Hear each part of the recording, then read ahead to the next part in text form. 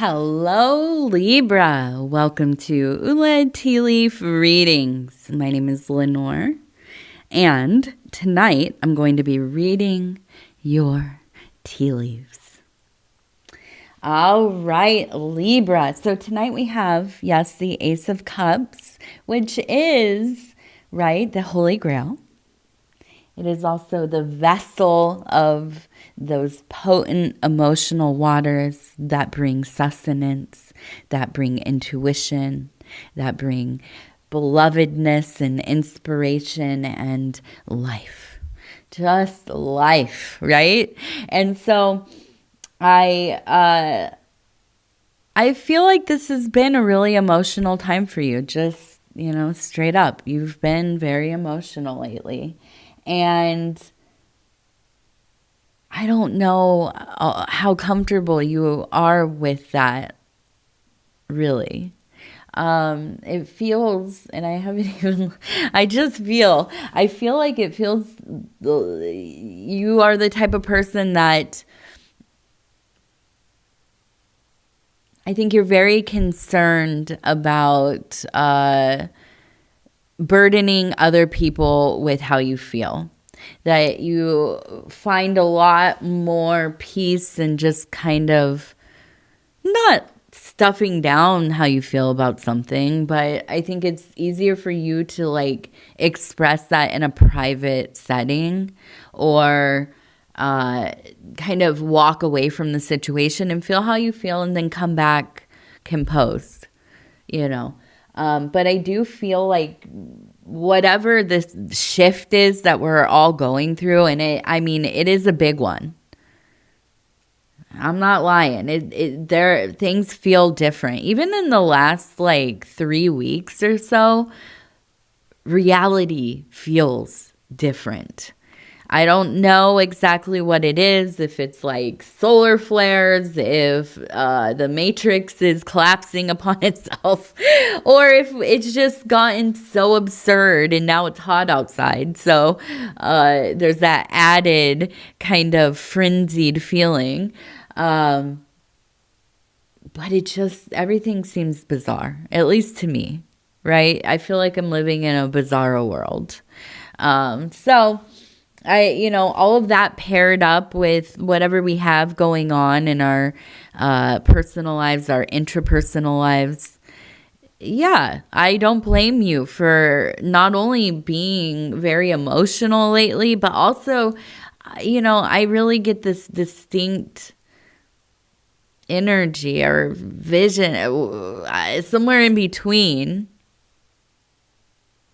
I feel like you have been, having moments where maybe you raised your voice or, you cried a little bit in a place that felt inappropriate to you. Maybe, like at work, or you're on the train going home, or, in front of your grandkids or whatever it is. And I want, before even we start with the tea leaf reading, I want you to please, I beg of you, for me, do it for me.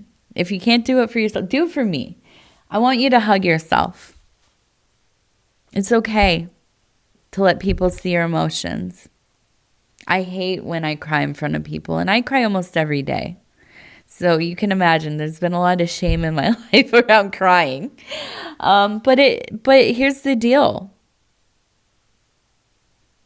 Sometimes the work is showing people that it's okay to just be a mess. To sometimes, within reason, be angry, be frustrated. But then also we temper ourselves and we lead people through living the way that we do. If you think people are completely ignoring you and don't notice you, that's not true. They do.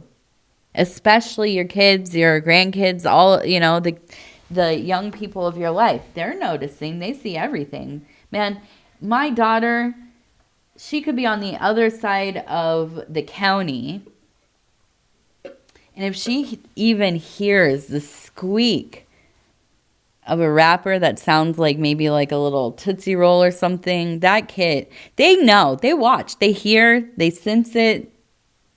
They just do. They know what's going on, and emotionally as well, right?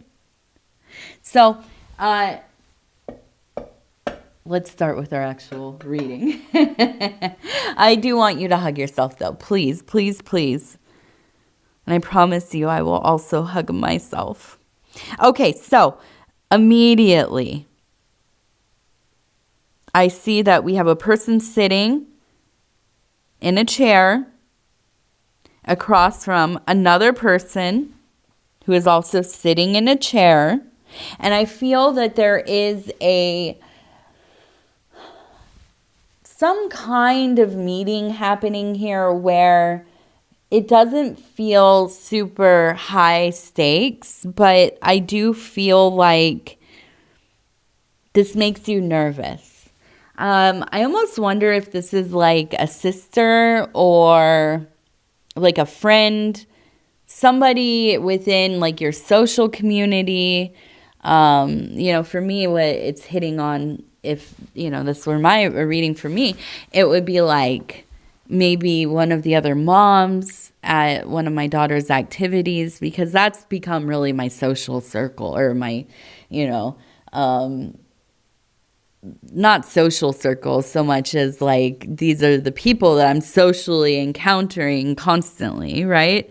So I feel like there is a moment here where a conversation needs to be had. It doesn't feel super uncomfortable, but I feel like you are uncomfortable. I feel that you are in this place where you are. You're feeling very sensitive. You're trying to, I feel like, hold on to kind of how you present yourself to the world. Right? And we've all gotten really good at this, haven't we? Because of social media, how we curate our lives for other people to see. I mean, we all should be PR people, at least a good amount of us, right? And I feel like you are really adapted in this area, but I also feel like when it slips a little bit, it really affects you. It makes you feel exposed, I imagine. Oh my gosh. You know what it kind of feels like is like when you go to like an event, right? And you have the really cute selfies and the really beautifully like, taken pictures, somebody who really, has a good eye and they're aware, like, I'm not going to, post bad pictures, whatever, pictures that look terrible of somebody.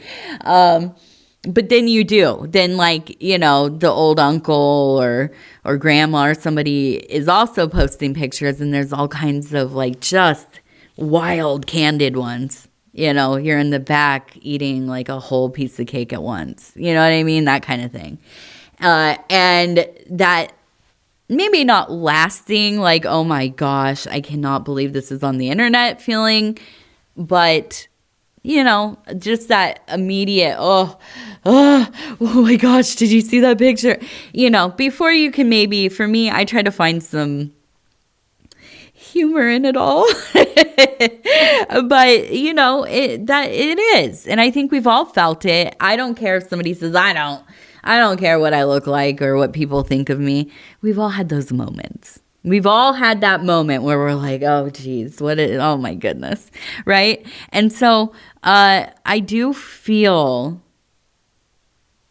like there's this feeling of kind of being exposed, and I don't think it's like somebody's digging into you or investigating you, but I feel like, and here's the deal.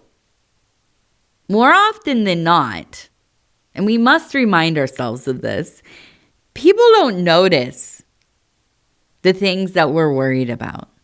People are not paying attention to each other that much. Now, I'm not saying that nobody, right? Because we did just talk about that. People do. Or what's that my last reading? People do see what we're doing. And we affect other people, and our energies do, and theirs affect us, and so on and so forth. We're not immune to that.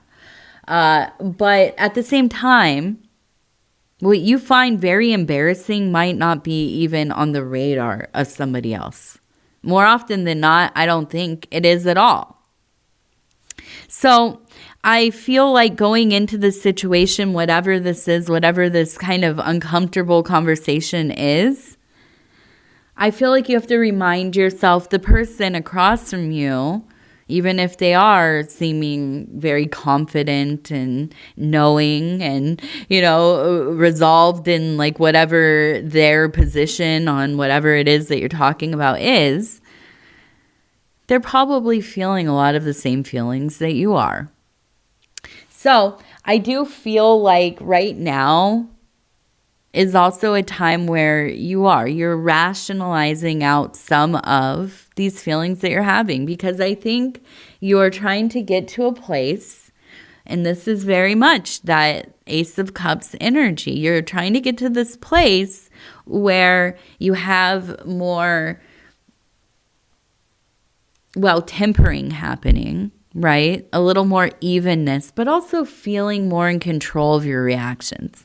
Now, notice I did not say your emotions, because you're going to feel things, right? And not feeling big emotions is not like the win, right? The win is in figuring out how do we get through these moments, because they will happen. We can't suppress them without using coping mechanisms or old ways of surviving, right?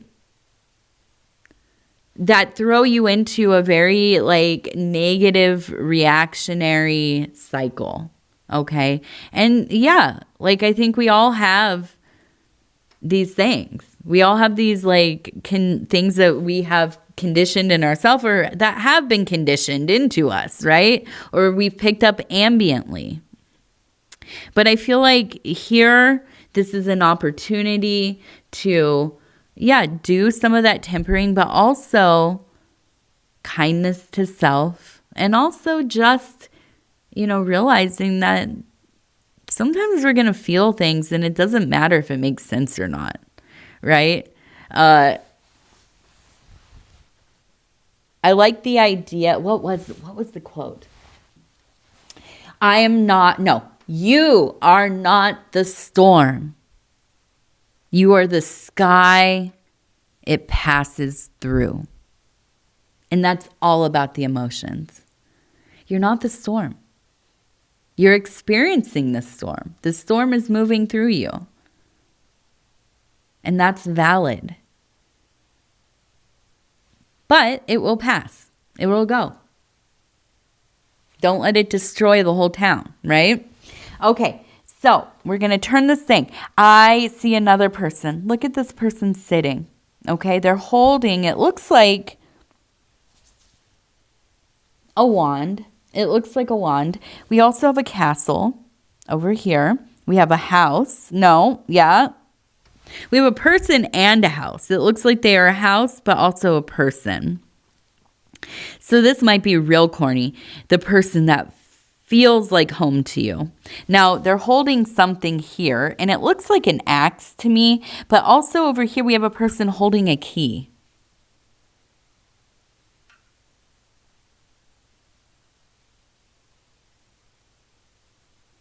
We have two nests next to each other, one attended and one not.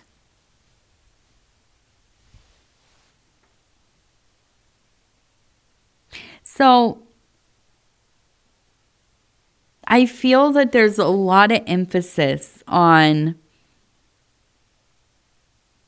building up your domestic life.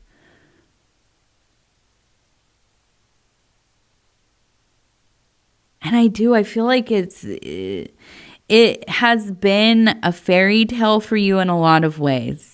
And that's what that castle really says to me, is that I feel like you've had like a love story that most people are, they're just, oh, that's wonderful. Oh, what a beautiful story, or, whatever. Some special circumstances, or, some extra sweetness, or maybe you both are just really awesome people and everybody that you meet is excited for you, right? It's so cool to meet a couple that really like each other and just seem really into like living and doing their, whatever things they're passionate about, and if that coincides with each other or if they have separate things. But it's so refreshing to run into a couple like that. It really is. So I do feel like for you, a huge emphasis in your life has been about your relationships and partnerships. Now, I don't think to a point where it's like, oh, it's codependency and this is all you care about. But I do think that you understand that having a partner in life, not just like romantically, let me be clear, somebody to walk through life with, to do all the things with, somebody to have your back, somebody that you can trust. This has been one of the core things for you. And it is for a lot of people, I think. But I do feel like in this time, there is a sense of things shifting, right? Changing. Now, I almost wonder if you are coming into that like empty nester era of your life, or if you are having one of your kids, or maybe it is like you're going to be like helping raise your grandkids, or maybe, you're watching them for the summer, you're babysitting or whatever. But it feels like there's either a shift of not having all that busyness anymore, or that busyness returning. Okay, that, if you've had kids, life is very different when you are raising children, right? And I don't know what it's like when they get older, as my daughter's, almost 5, but I know that my life right now is all about my family and my child, and mostly her stuff and the things that I need to do to make that happen, and whatever. But as they get older, I don't know. So I feel like this is a fundamental shift for you. Now, I do feel like it is bittersweet, because I feel like you get into places where you start to find comfort in the routine of things, as we all do. But even if it's a routine that isn't super beneficial for you, you still rather stay with what you know than what is the, new or unknown or returning, right? And so I do feel like there is some resistance, but as you transition into this new configuration, I find that it like activates you. I feel like you are getting into a place where you're thinking a lot less, and I mean ruminating, not contemplating, not considering, ruminating, lamenting, overanalyzing, going over these thought loops over and over and over again, right? You're getting out of that mode, going into, a little bit more of whatever. I don't know if your kids or your child is going off to school, or, everybody's like kind of busy now and you're not seeing them as much. Maybe this is the time where you are kind of filling your schedule with things for you for the first time in a long time. Or if you have maybe a child returning, or your grandkid coming to live or stay, or, whatever it is, I feel that this added layer of the dynamic of your life really fulfills a lot of things. I feel like you are somebody that, like, you need to feel wanted. You need to feel needed. I don't know why we have so much resistance to admitting that to ourselves. I never feel so as on point as when I'm taking care of things for my family. I know that maybe, isn't the most modern thing to say, but I love taking care of them. I love making them dinner. I love knowing what they're interested in eating that night. What kinds of things sound good to them. What do you want to do after dinner? Let me make sure I got that set up so we can play like Uno after we eat or whatever. And it's so little. It feels so little, but it's such a big and fundamental part of our living, right? All of us. And I feel like we've really come into a world where there's a lot of resistance about finding meaning and service to the people around us and the people we love. And I, for one, am standing, against that current, because of course we must take care of ourselves and prioritize ourselves. Don't get away from that.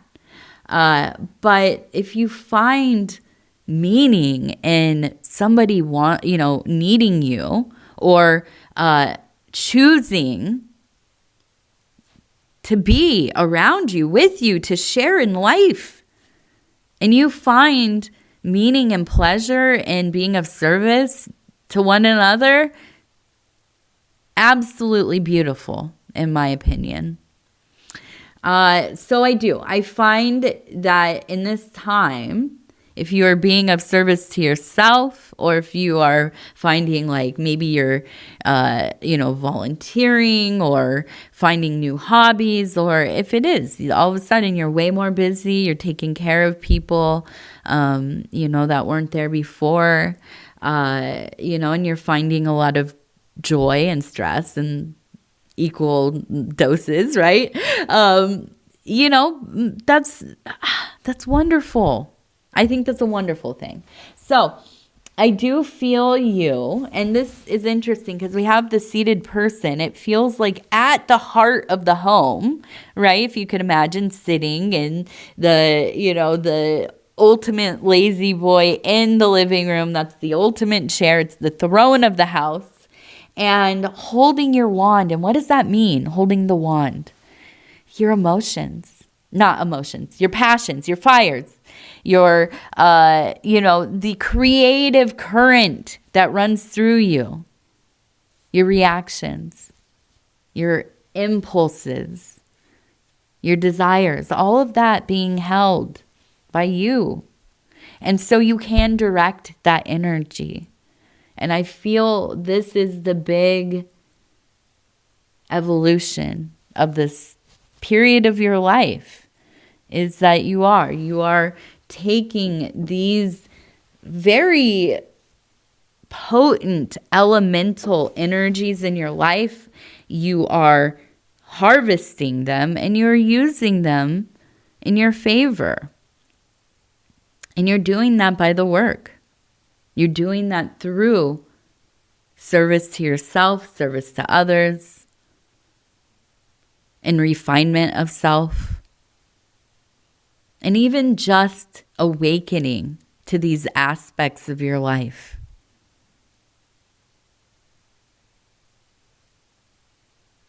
I don't know why that made me think of just, not that long ago, maybe like a year and a half ago or so, I was like really, really on this thing about me not realizing that most people don't think about like, am I happy in life? How am I doing today? Am I meeting the goals that I have set for myself? Am I, on the path that is going to further me towards the goals, the big goals, like the star goals, right? And how do I feel about that? How is that, how can I adjust? Am I okay? Do I feel okay today? And I just thought everybody goes through these thoughts throughout their day, multiple times a day, checking in with self, hopefully not obsessing over it, which, sometimes you can get into those loops of that. But I just thought everybody was going through this constantly throughout their day, not constantly, throughout the day though. And realizing that no, not everybody does. A lot of people don't have to, think about, am I happy? Is this, or am I okay? Am I at ease? Is this how I envisioned my life? And am I, manifesting that? Or is it something else, So, I just am really baffled. I don't know how, somebody would get through their day. But then at the same time, maybe there's a lot of freedom in that. I don't know.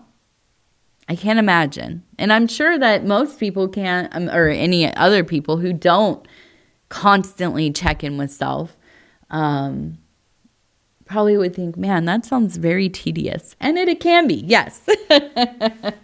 And so anyways, that was just something that I don't know why my brain just went there. I remember the feeling of thinking that. I was talking to my husband, actually, who you might know over at Dove and Serpent Tarot, my husband, Paul. And I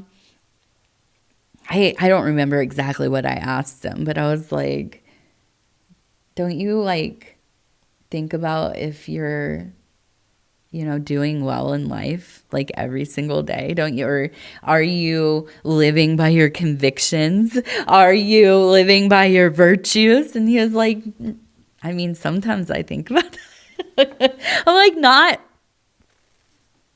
3 to 8 times a day. Okay. So then I went down a rabbit hole of reading about, on Reddit or just talking to people about it.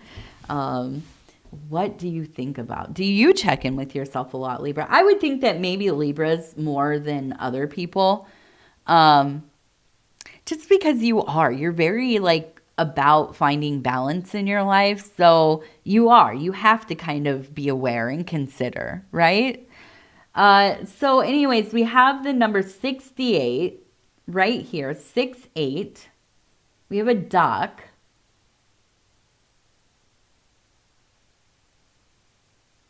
We also have, it looks like,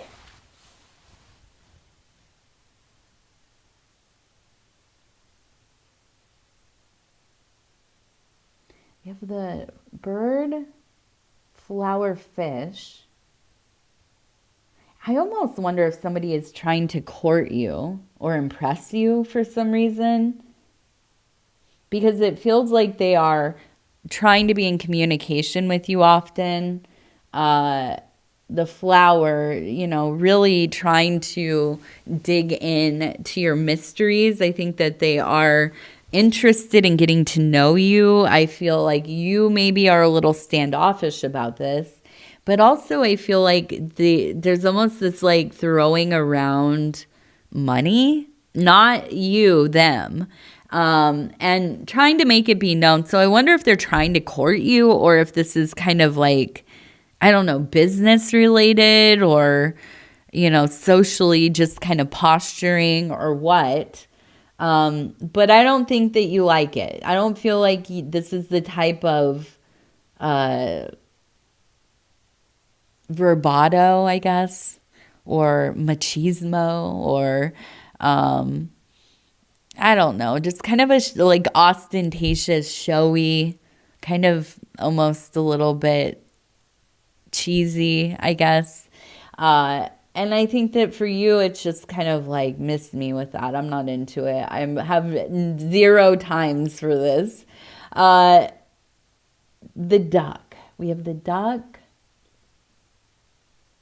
The duck indicates to me that you're just good at, getting through the thing, rolling with the punches, and really just kind of waiting things out. And I think that's one of your big go-to methods, is just kind of waiting it out.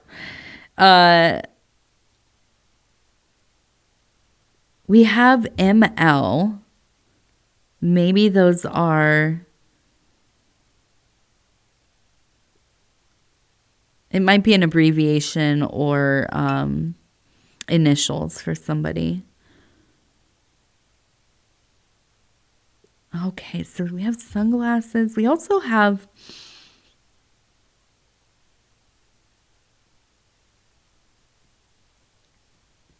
I have to say, I just got the impression of a really... I just feel like too cool for school type of person. And I don't know... I feel like they must be an old friend that you grew up with or something, because I feel like that it's almost kind of ridiculous. Like, I don't know. It's like a gatekeeping scenester that's like 67 years old and just like totally belittling like younger people that are into similar music kind of thing. I don't know if you've ever encountered somebody like that, but they're out there, right? And it's just kind of like it's cringy, and super unnecessary, like snobby. It's like a snobby elitist feeling. But here's the deal. I feel like you love this person so much, and they're not really like this with you, but they stick out as like such a character in your life, right? I don't think that you see them very often, but I do feel like there will be some kind of reason to get together. And it feels more along the lines of like reunion, anniversary, birthday, that kind of thing. I think that this is going to be an opportunity for them to tell you something important. And I think it's something important for them. And I think it's something that I think that you're really surprised by this. I don't know what the information is, but I feel like there's almost a sense of like, it changes the whole way that you view the person. And maybe that's like a deeper understanding and empathy. Or maybe that's kind of like, I can't understand like how you could be like this, or you know what I mean? Like all of you see something and you're just like, what? Like, imagine if you had like a really good friend for many years, best person ever. I mean, since you were kids, right? Love each other, maybe don't see each other often enough, but then, you see like, you witness them like littering on purpose. No care about it. Just fully trash out the window of the car all over the side of the street. And who cares? I don't know about you, but like there are certain things in life, and it's not just about the littering, right? It's like the undercurrent of like why one would do something like that, right? And I'm sorry if, you have littered, or we all have, of course, right? But to be so like dedicated to who cares? Wild, right? And I feel like, I don't know, maybe you're kind of like, that's a really bad example, Lenore, but I feel like I would never experience that person the same way. I don't know. I mean, that's just how I feel. So I kind of feel like it's something akin to this, right? But it might be a good thing. It might be something that just really, you're kind of like, how did I miss this? I don't know. So I'm interested. If it's not anything too wild or too private, I would love to hear about what this relates to you as. Like, how is this manifesting for you? Okay, let's do our 3 lucky numbers. We have number 95, 88. Ooh, big numbers today. 95, 88, and 96. All right. Now we have our wild bohemian affirmation cards. And I'm going to flip through, stop where it feels right. Okay. And number 12, I have come. There is bliss and bounty in your destiny. Follow no one else. Follow no one else. Yeah, don't, because who the heck knows where they're going? Don't follow them. Follow me. You can hit subscribe. No, I'm kidding. But yeah, please, if there's one little thing that we can all do in our lives, is to be brave enough, at least for a little while. It doesn't have to be your whole life. At least for a little while. For like 1, 2, 3 years.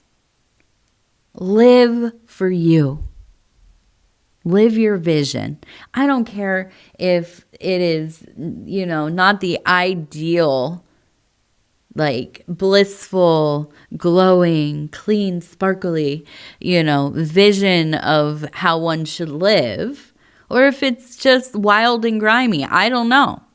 We all are drawn to different things. No matter what it is, of course, if you're not impeding on the will or wellness of somebody else, no matter what it is, try it for a while. If you haven't already, I challenge you. Live for yourself. Live in your own world for a while. It's wild. If you have somebody in your life who's like got a really, strong clutch on like their idea of reality, and they have a big personality, and they are very vocal about their feelings and ideas and stuff, it is amazing. Even if they're like not trying to make you live in their world, it's hard not to. And when you get away from that, even for a little while, and you start to experience things outside of this influence or oppressive energy, it's really a very deep shedding that happens, right? And realizing like, I've been living in other people's worlds for a long time. And, we should all see what our own idea of life might be like. It might take a while to develop it, though.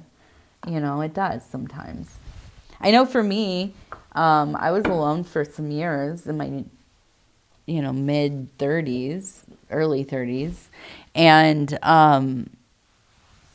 it took like at least a year for me to be comfortable with myself. Just being home by myself with my cats.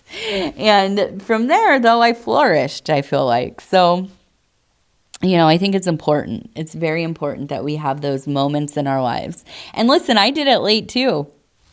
I was in my 30s, dude, So, if you're like in your 50s, 60s, 70s, and you're hearing this and you're thinking, well, I've always, had somebody to take care of, or I've always had something, to do, or my career, or, whatever it is. I've never had time to just be in my own, idea of the universe. And I don't know how to do that. Well, let's get started. It's never too late. Our dreamers deck. And we're going to finish with this one. I'm going to stop where it feels right. And it says, I know that exploring my passions will lead me to my purpose. And that's it, your passions, isn't it? I am doing what feels good. I am doing what feels good. That's my goal for the day. I am doing what feels good. AKA swimming, gardening and swimming, I hope. God willing, right? Okay, Libra. I'm going to tell you I love you because I do. And I thank you so much for spending this time with me. It's always such an honor. Truly, truly, truly. And if you want to like, subscribe, or leave a comment, I'd love to hear from you. I want to hear all about what you have going on for summer, winter, wherever you are.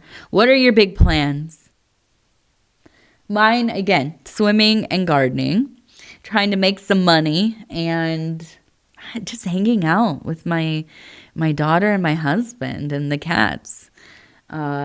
We have a house finch nest on my front porch. It's on the door. Of course, they chose the wreath on the door that I use constantly.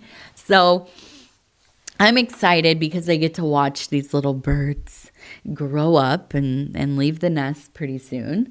But I can't use the door. So that's been on my mind. But all these little blessings, just this is what I live for. All the little things. I like all the little things in life. I'm looking for some lemon verbena. I have not been able to find any. I have some seed, and I should probably just grow it from seed. But I don't know. There's something fun. It's kind of like if you're an old school crate digger, which is like somebody who goes and looks for music or even books or toys or whatever you're into collecting. I'm kind of like that, but also with plants. I love to like set my intention. This is what I want to find in the world. And then see if I run into it at a nursery or, the grocery store when they have like plants for sale up front and that kind of thing. So I like to see if the universe agrees with me and if it's going to help me out. So lemon verbena, you heard it here. I'm putting the intention out. Come to me, plant, come to me. All right, Libra, I know I'm being silly. I love you all. I really do. I thank you, and we'll talk in a few days. Good night.